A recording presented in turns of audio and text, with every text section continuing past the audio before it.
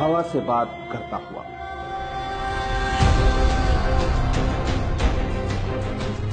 रेत के सीने को चीरता हुआ, बिजली की रफ्तार से कुछ हिंदुस्तानी सपूतों का एक छोटा सा कारवां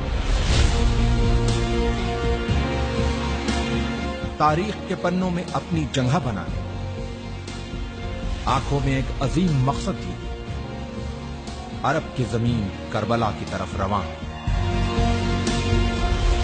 हल मिन नासिरिन यंसुरना। नबी मोहम्मद साहब के नवासे इमाम हुसैन ने जब करबला में इंसानियत से यह सवाल किया,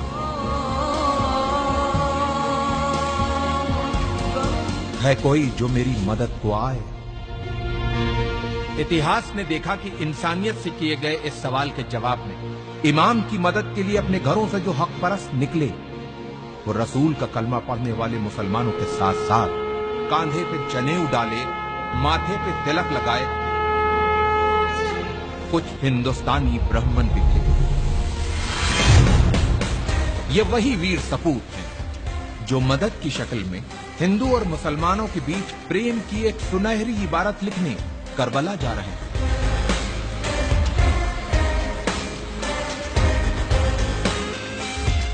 जालिम बादशाह यजीद अपनी हुकूमत के नशे में चूर होके इंसानियत का चेहरा बिगाड़ देना चाहता था,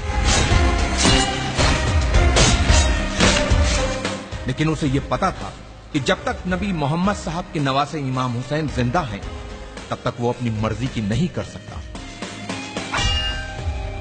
उसके इसी डर ने इमाम हुसैन को उनके परिवार के साथ करबला में घेर के उनसे अपनी हुकूमत के सामने सर झुकाने को कहा।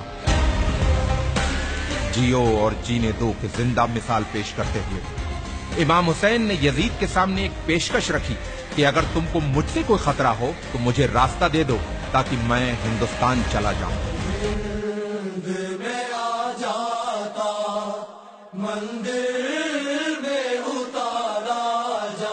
इमाम को दरियाए फरात के किनारे घेर लिया गया, उनके बच्चों और औरतों पर पानी बंद कर दिया गया। यह सब जुल्म यजीद के खत मिलने के बाद इब्ने जियाद ने इमाम हुसैन पे किए। इमाम की तरफ से भी खत लिखे गए।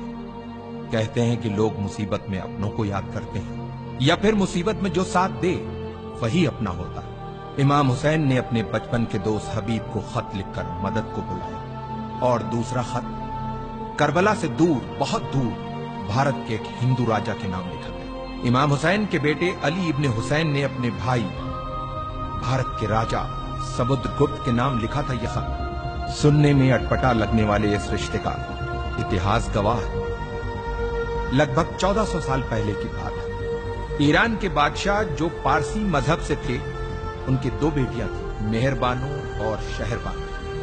मेहरबानो का विवाह भारत के राजा चंद्रगुप्त से हुआ और रानी का नाम मेहरबानो से बदलकर चंद्रलेखा रखा गया। और कुछ वर्षों बाद चंद्रलेखा की छोटी बहन शहरबानो की शादी इमाम हुसैन से हुई। चंद्रलेखा और चंद्रगुप्त के बेटे समुद्रगुप्त उस समय राजा थे जब उन्हें अपने मौसेरे भाई अली इब्ने हुसैन का पत्र मिला।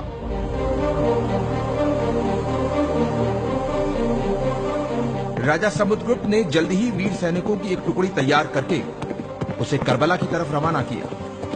इन वीर सैनिकों के सरदार का नाम रेहबदत था, जो एक मोहयाल ब्राह्मण थे। अफसोस, जब रेहबदत अपनी सेना के साथ करबला पहुंचे तो इमाम हुसैन को शहीद किया जा चुका था। ये जान इन ब्राह्मणों का दिल टूट गया और जोश में अपनी तलवारों को अपने गलों पर रख लिया कि जिसकी जान बचाने आए थे, जब वही नहीं बचा तो अब हम जी के क्या करेंगे।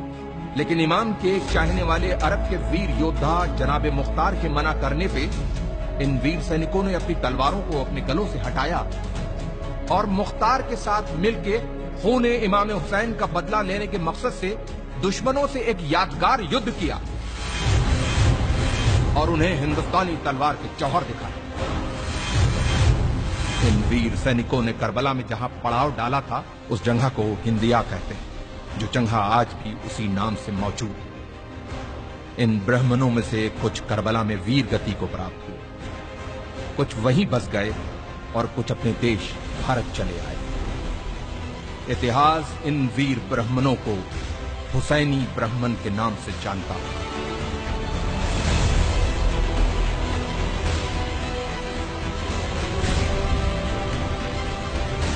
تاریخ کے پنوں میں دبی ہندوستان اور عراق کی اس مہان کہانی کو ہمارے لاکھوں سلام۔